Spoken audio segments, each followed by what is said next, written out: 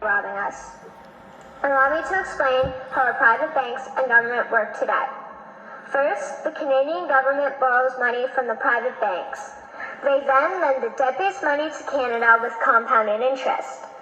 The government then continues to increase taxation of Canadians year after year in order to pay back the interest on the exponentially growing national debt. What results is inflation, less real money for Canadians to spend into our economy, and the real money being used to pad the pockets of the banks. Also, the government gave the banks the ability to loan out money that doesn't exist in the form of loans. When a bank gives you a mortgage, which literally means a debt pledge or a loan, they don't actually give you money. They click a key on a computer and generate the fake money out of thin air. They don't actually have it in their bank vaults. Presently, the banks only have $4 billion on reserve, but they have loaned out over $1.5 trillion. To quote Graham Towers, each and every time a bank makes a loan, a new bank credit is created. New deposits, brand new money. Broadly speaking, all new money comes out of a bank in the form of loans.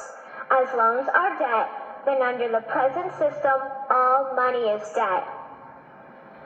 What I find interesting is even Jesus in Matthew 21 drove out the money changers in the temple because they were manipulating the currency to steal money from the people. The private banks are just like the money changers in Matthew 21. They are defrauding and robbing the people of Canada, thus their freedom, and they need to be stopped. How should the banking system work? In an infamous interview, Mr. McGeer asked Mr. Towers, "Can you tell me why a government with power to create money should give that power away to a private monopoly and then borrow that which Parliament can create itself back at interest to the point of national bankruptcy?" Mr. Towers replied, "If Parliament wants to change the form of operating the banking system, then certainly that is within the powers of Parliament. In other words, if the Canadian government needs money, they can borrow it directly from the Bank of Canada. The people would then pay fair taxes to repay the Bank of Canada.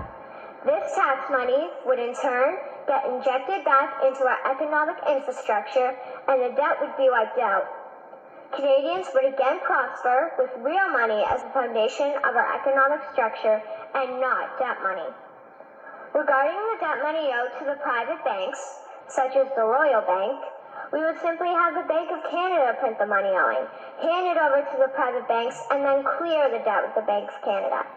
And yes, we have the power and lawful right to do so. In conclusion, it has become painfully obvious, even for me, a 12-year-old Canadian, that we are being defrauded and robbed by the banking system and a complicit government. What will we do to stop this crime? What will we do to ensure that the next generation will live free and clear of the debt-based economy that enslaves them to the banks? Margaret Mead said the following, and I hope that all of you remember this. "Never doubt that a small group of people can change the world. Indeed, it is the only thing that ever has." Thank you.